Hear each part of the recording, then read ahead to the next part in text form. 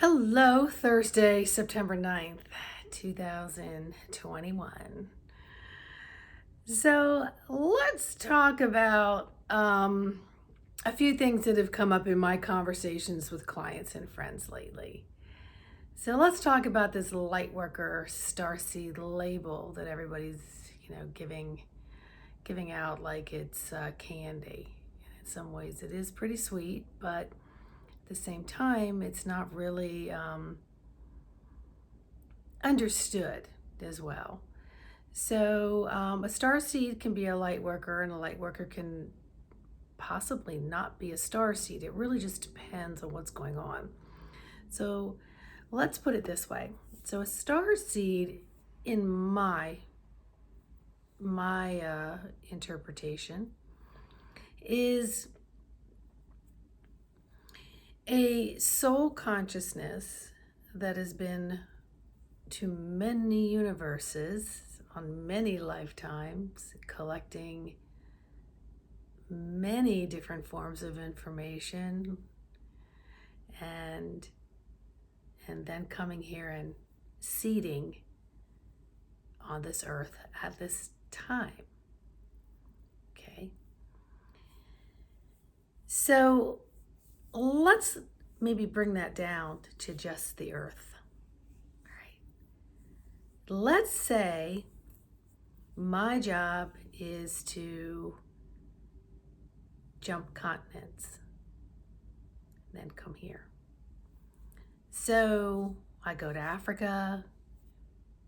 I exchange DNA there with information because information changes things, upgrades things, shovels things around within its DNA. And maybe I bring back some tangible trinkets. Let's say I go to Germany. Let's say I go to Venezuela. Let's say I go over to Asia. I go over to here, go over there, go over there. And I've done this for years and years and years. And then I come right back here to the demographics that I call my home. And then I have all of this information from all these different places in this one lifetime. And I'm able to anchor all that energy in the demographics of where I live. And then I'm able to have all these tangible trinkets from all these amazing continents that I can now look at and still exchange energy with, codes, symbols, vibrations. Now I can share that with others. So maybe others might not have known everywhere I've gone, but they notice that since I've moved here, planted myself, the energies are different in this demographic location. They may never know why. Or they may kind of get to know why and gravitate towards me. And then they get to be in the presence of more of my physical, not just the grid, way lines, ley lines, where I've anchored the energies, right? But now they get to see the trinkets that I've collected and brought back. And some may really connect with some of those in many different ways. One may say, gosh, that reminds me of the 1400s. Whoa, well, that reminds me of something very sci-fi to me. I don't understand it, but I'm so drawn to it. Someone else may say, oh, I'm kind of repelled by that. I don't like that at all. That just doesn't have good meaning for me. So star seeds are the ones who have been around to all these different universes. We bring all this energy here. And just the fact that it's in our soul and in our consciousness, and I say our consciousness because even though many of us don't remember a lot of it, things are starting to come up and be brought forward because the energy of all of us being here has commanded this awakening. These veils dropped, so to speak. And then all of the light beings that are not in tangible physical form, say here. They could be there in different light forms all the way up to having no bodies. They're working with us and commanding through their energies that they're sharing, as well as the beautiful living, breathing consciousness of Mother Earth who called us here to help. Okay? So I'm going to be real careful with my storylines because there's so many out there, and they go into what I want to call a polarity of good and bad. And that's not necessarily what is really happening. And let's just say, I'm not here to put up my sword in battle. I'm not here also to be a converter or someone to solicit what I believe into you and to get you to come over to my side. I'm a soloist, starseed, who is quite content with what I know that's in this physical package, this software system, that where I'm physically located, I'm anchoring all these beautiful universal energies right where I am, whether my neighboring people know it or not. But now we're coming upon the time where we're coming up and out of our homes, and we're meeting others who are inquisitive, or others who are also having memories coming up of what and who they are and what their soul missions might be. Okay? And we're going to start gathering more in that tribal way of connecting. And that's when we move mountains. We move mountains together. But this solo time is super important just for skilling and mastering and self-awareness that you're a very strong universal beacon of light, and you're sturdy built, and there ain't no storm blowing you over, and there's nobody taking you out. You're here to walk your mission. Okay? So with that being said, there are also light workers. And light workers are the ones who are like, I'm very attracted to that, but they may not have had all the universal experience, say maybe a so-called starseed would. But yet they're in a position where they can branch out and be a light carrier and learn, okay, and help spread the seeds. Okay, pave the way and spread the seeds. So we're all in this together. So please don't take a label that somebody just created and wrap it around your waistline and wear it on a hat and put it on your t-shirts as if you're something different than somebody else. Because we each came here with a very important pathway to the same destination. So there may be just pretty much one destination, but there's many, many pathways to get there. So with that being said, the other conversation that came up was, someone was trying to understand how we had all these people doing these horrific things that are supposed to all come to the surface, that Mother Earth is basically churning to kick it all out. So a lot of people who think that they are on this side of light, that their job is to now go in and squelch and destroy what they think is dark. But we have to understand we are the dark. That in some lifetime we contributed to what's playing out right now. It's why you can come into this lifetime and be completely compassionate to someone else or something else. It's because in another lifetime you went through that and experienced that from whatever side that is. So let's talk about that for a moment. So if we pre-incarnate with this plan to be here, and so let's just say we all come to the conclusion that, oh my gosh, what we have started has really been a runaway train and it is really hurting a lot of people. And,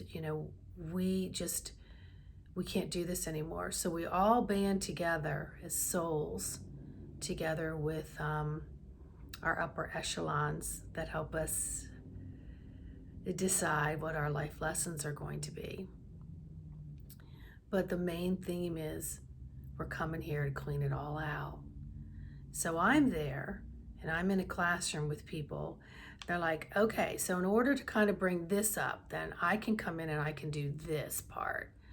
But then somebody else has to come in. They're going to have to really ruffle the feathers and really do some horrific, horrible things that are going to be quite painful and maybe harm others.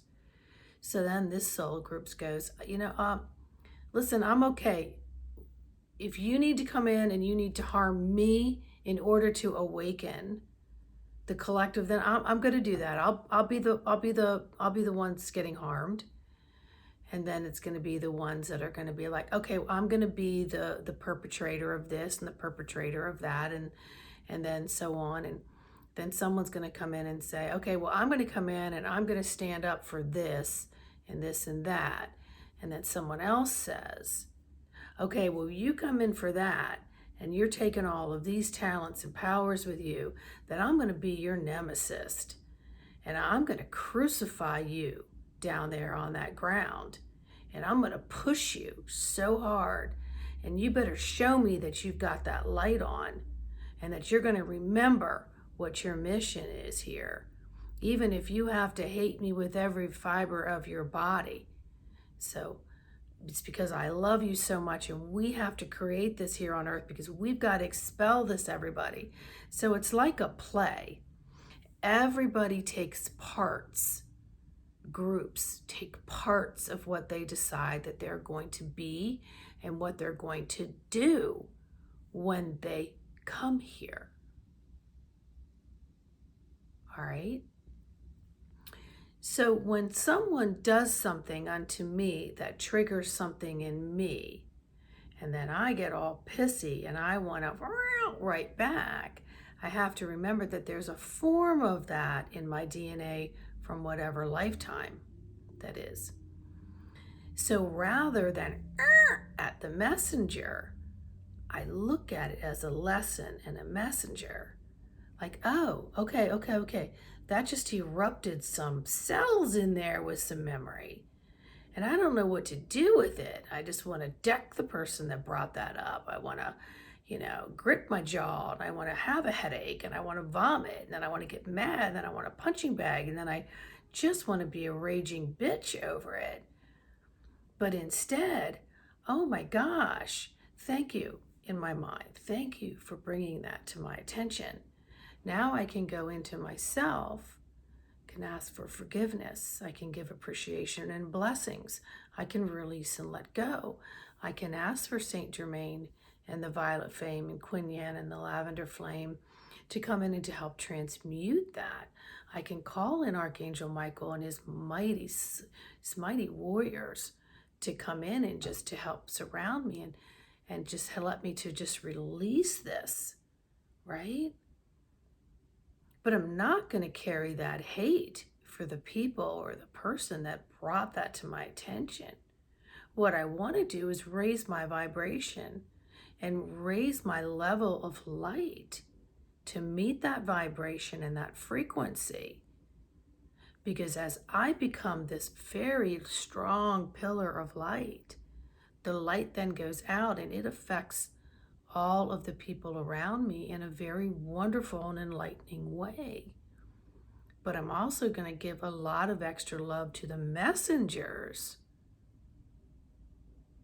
who sent this information to me that ignited this information within me, the mirror within me.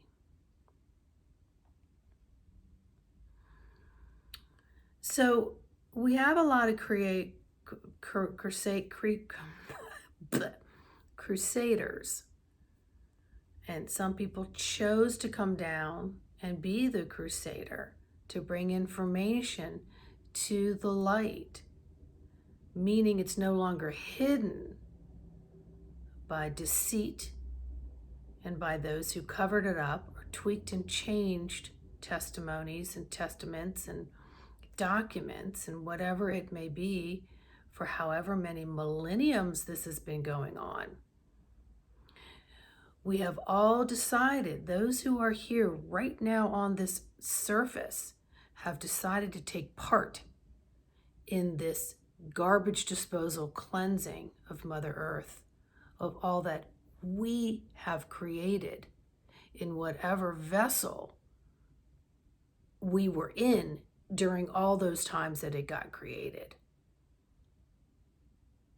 This is the opportunity to bless and cleanse the chalkboard and go back now to this purification time, to now bring in the new energy. Because as these veils are lifting, because more information is coming in, and we're refusing to go, whatever. And we're going, no, I'm being called to do something. First, I must work on this vessel and clean and clear this vessel so that I can be of call and calling to others. Okay? And then we get to see our universal light in action, and we get to see others' universal light. And then we know that even the ones who are on the opposing side, or what appears to be on the opposing side, need as much love and compassion and forgiveness as we can possibly share with them.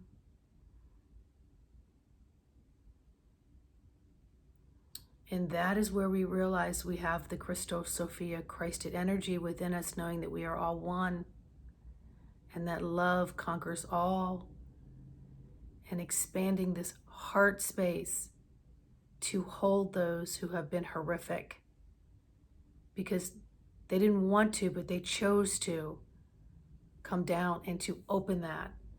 And then, of course, there are the ones here that are soulless. And we all came down to expose them so that they can now leave the planet and go to a place where they can be drenched in angelic love and learning and forgiveness for them. Okay? That's their journey. Again, we are all on so many different pathways to get to the same destination. And when it's all said and done, those who are left here are the ones who will embrace. And those are the ones who will be with the new earth. The meek shall inherit the earth. That's love and compassion and really being with an open heart. I really hope that this helps. If you want any coaching sessions or more information, I'm sure I'll do more videos, but you're welcome to email me. My website should be up soon. Love and light, love and light, love and light, because you are love light.